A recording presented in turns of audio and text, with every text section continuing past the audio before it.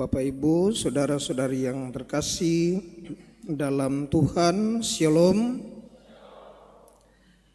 Iman harus mewujud nyata dalam perbuatan. Tetapi perbuatan harusnya merupakan ekspresi ketaatan terhadap komitmen iman. Saya ulang. Iman harus terjelmah mewujud nyata di dalam perbuatan. Tetapi perbuatan ini harusnya merupakan ekspresi atau pengungkapan ketaatan terhadap komitmen iman.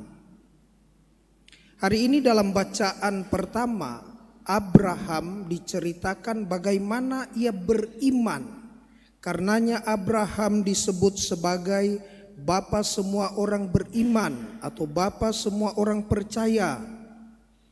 Imannya kepada Allah, kepada Yahweh terjelma dalam perbuatannya untuk meninggalkan Ur Kasdim pergi ke tanah perjanjian, tempat yang dia belum tahu.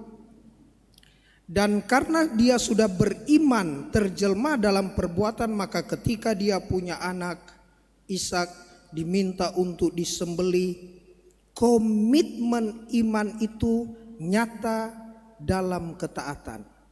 Atau perbuatannya mengungkapkan, mengekspresikan ketaatan terhadap komitmen iman yang sejak awal di mana Allah memanggil dia. Dalam bacaan Injil kita mendengarkan bagaimana ketika Yesus sampai ke kotanya sendiri. Tidak ditulis dalam Injil hari ini kota apa namanya, tetapi kota Yesus sendiri adalah Nazaret. Dan dia dibawalah kepadanya seorang lumpuh. Dan ketika Yesus melihat atau memandang orang lumpuh ini, dia melihat juga memandang iman orang-orang yang membawanya. Dan kata memandang dalam kitab suci yang dipredikatkan kepada Yesus selalu umumnya menggunakan dalam bahasa Yunani eido. Eido artinya memandang dengan muatan belas kasih. Karena Allah memandang iman orang-orang ini serentak memandang si lumpuh, dia berkata, bangunlah, imanmu telah menyelamatkan engkau, dosamu telah diampuni, bangunlah. Dan orang-orang yang ada di situ serentak di dalam hati mereka seperti dikomando, ia menghujat Allah. Mengapa ia menghujat Allah? Karena hanya Allah yang mampu untuk mengampuni dosa.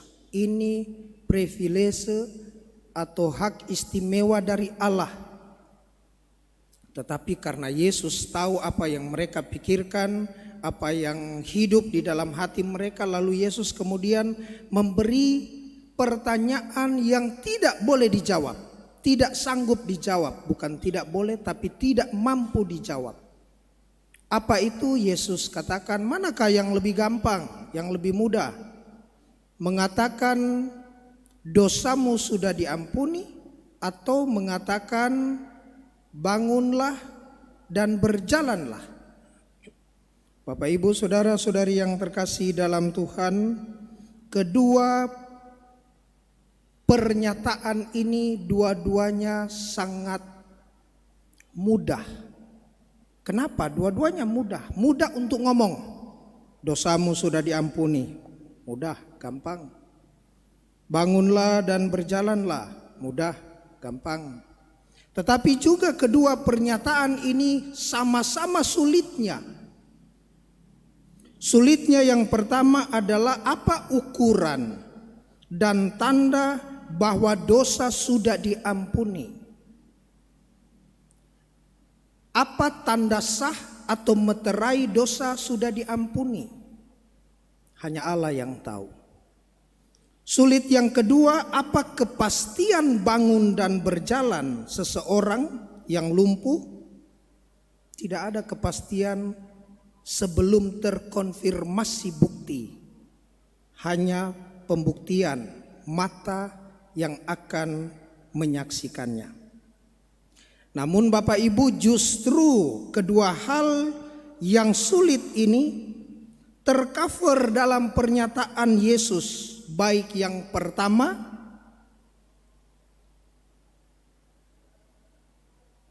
meninggalkan pembuktian, terhadap yang kedua, menuju pembuktian.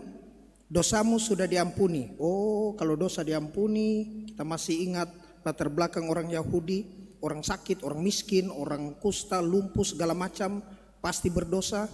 Jadi dosamu diampuni, dia menuju pembuktian, dia sembuh. Tetapi juga pernyataan yang kedua, dia sembuh, mengkonfirmasi bahwa dosa diampuni. Ini yang sangat menarik dari permainan logika Yesus yang sangat cerdas dan bijaksana. Mereka sulit untuk jawab. Padahal kalau hanya jawab biasa, mengatakan biasa, gampang. Tetapi lalu mereka pikir-pikir, Yodi, dua-dua ini susah. Dosamu diampuni. Susah. Tetapi dosa diampuni menuju pembuktian pasti sembuh. Pernyataan kedua, bangun dan berjalan, adalah konfirmasi karena dosa sudah diampuni. Saudara-saudari yang terkasih dalam Tuhan, alhasil si lumpuh ini boleh bangun, berjalan, dan pulang. Disinilah ketaatan sebagai bentuk dari komitmen iman. Yesus sudah bilang, bangun kau, berjalan kau, pulang kau ke rumah. Kalau dia tidak berkomitmen dalam ketaatan, dia tidak akan bangun, tidak jadi. Tetapi karena dia taat mendengar Allah, seperti Abraham dalam bacaan pertama, tetap taat sebagai komitmen iman awalnya, maka orang ini sembuh, lalu bangun dan berjalan. Pernyataan satu mengkonfirmasi, pernyataan kedua mengkonfirmasi pernyataan pertama. Dan di akhir Injil dikatakan bahwa maka orang banyak yang melihat hal itu takut lalu memuliakan Allah karena Ia telah memberi kuasa demikian besar kepada manusia. Anugerah-anugerah telah kita terima dari Allah. Anugerah demi anugerah, karunia demi karunia telah kita alami di dalam Allah. Tapi pertanyaannya, anugerah apa yang sesungguhnya pantas untuk kita renungkan secara mendalam? Yakni jawabannya adalah belas kasih Allah, kerahiman ilahi di dalam hak privilege, di dalam hak pengampunan dosa. Cuma Allah yang bisa, pastor. Kenapa pastor kasih pengampunan? Karena Allah memberi kuasa. Dan kuasa itu dengan begitu jelas dikatakan oleh Yesus kepada para rasul. Siapapun yang dosamu diampuni, dosanya diampuni, pasti diampuni. Dan para rasul itu dalam suksesi apostolik turun kepada para uskup, lanjut kepada para pastor. Dan tidak ada satu pastor pun yang mampu mengampuni dosanya sendiri. Maka pastor pun harus mengaku dosa. Saudara-saudari yang terkasih dalam Tuhan, marilah dalam ketaatan akan komitmen iman ini, kita mungkin kelihatan sehat walafiat badani, tetapi jangan-jangan kita secara kasat mata lumpuh rohani yang sungguh membutuhkan sapaan perintah Tuhan untuk bangunlah, berjalanlah, dan pulanglah. Semoga demikian.